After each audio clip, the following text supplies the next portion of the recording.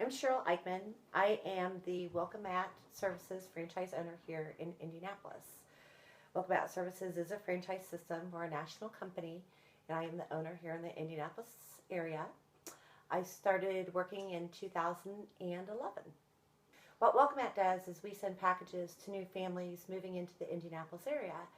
So if you lived here in Westfield and you moved here from California, it can be very kind of scary for new families when they move here. You know, we hear all the time from women, where am I going to get my hair done? And the guys always want to know, who's a mechanic that I can trust? And everyone wants to know who has the best pizza. So, for instance, here in Westfield, Jan's Pizza is in our WelcomeMat package. And every new family that moves into Westfield, they receive a free large pizza from Jan's. So our product serves two different purposes. One, we acclimate new families to the area and help them feel welcome to the community. But we also help businesses grow, because as a business owner like Jan's Pizza that's been in business for many, many years, what happens is they suffer erosion, and that's when some of their loyal customers may either pass away or move away, and they have to continually be growing their business. So it gives them an opportunity to meet a new fresh face. And studies have shown through many mediums, including Harvard University, that new families are the most likely to become loyal to a business owner who gives them a gift. Yes, my husband and I read an article in the Indianapolis Star newspaper about WelcomeMat Services and the CEO, Brian Mattingly, and what he was doing. And I thought it was really very interesting. So I put a phone call in to explore more. And as we continued, it just felt like it was a good fit for us. I think that every business owner has competition. And for WelcomeMat Services, our competition is really twofold. So our competition would be, one, any other type of medium that offers marketing services. And that would be TV, radio, val packs, money mailers, reach, high flyers. But then also there are other businesses who do what we do as well, but not exactly the same way that we do it. So for instance, Welcome Wagon has been around for many, many years. They're currently owned by Money Mailer. Offers a similar program to ours where they reach out to new homeowners that have just moved into the area. Where WelcomeMat Services, we reach everybody who's new. So anybody who moves into an apartment, rents a home, or buys a home. So also, our program has a lot of technology that goes with it. It's patented. It provides a barcode on each one of the gift cards that allows the business owner to be able to track the progress, so they can do a return on investment, redemption rate, and they also receive an incredible data report from our company that lists the name, age, address, and income of every new family that came in to see them. I don't really know that I faced an enormous amount of adversity or difficulties when I started the business. I think that any time that you do something new, there's certainly a learning curve that goes with that. And that's going to be the scenario for anyone, whether you own your own business or whether you just change careers and work for somebody else. So you have that learning curve, that's out there, and you just have to embrace it and enjoy learning something new.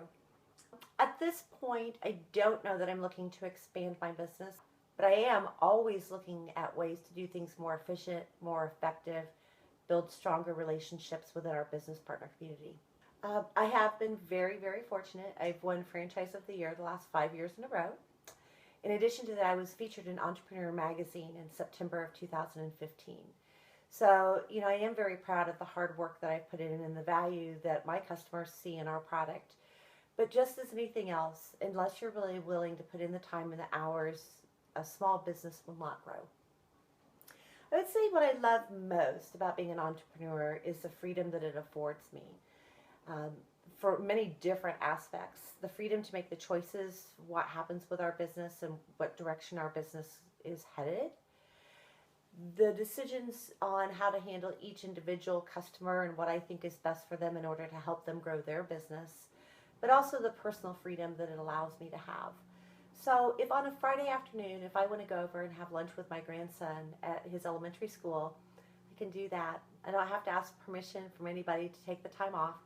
Now I know that obviously I'll probably have to put in a couple of hours on the Saturday morning or something else to make up for that lost time, but I get to make those decisions myself. This is my first time at being an entrepreneur, and it has been very rewarding without a doubt. I know that when you own a small business, there are a lot of things that some other people don't always consider. For instance, when I go around and I meet other employees at a business, they'll say, "Oh, wow, you own your own business. That's so great." But what they don't really realize is that when you own your own small business and you don't have a number of employees, you're responsible for everything that has to be done. So I have to wear a lot of different hats. I have to do the ongoing service to my current customers. I have to do prospecting and cold calling in order to gain new customers. Then I also have to do collections for maybe some of my customers that aren't paying as well in a timely manner. But I have to do the other things that I don't like as well, and that's the accounting and the reconciliation of all the accounts. I really don't care very much for that part. I have spoken to Purdue University about mentoring for some of the young women in your class. I'm a state certified WBE, or women-owned business, here in the state. I think that if you have the drive and passion to be an entrepreneur, go for it. Follow your heart.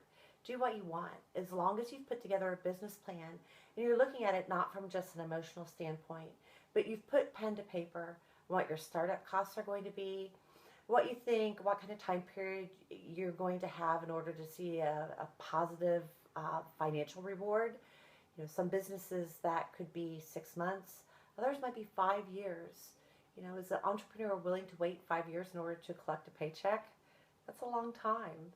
So, but definitely follow your dreams that are out there, because there are a lot of great young people making a difference in our world. So that's pretty easy. The first one is having a positive attitude. Not only is that key for having a great business plan and conducting yourself in that way, but really in life in general, having a positive attitude is key. Number 2 is being driven. Having the drive to keep forward and facing adversities that may happen within the young life of, when a business is just starting out. And 2, to have a lot of integrity, to always do things the right way, even if it means that you may not receive a positive financial gain for another year, but having that integrity that goes a long way.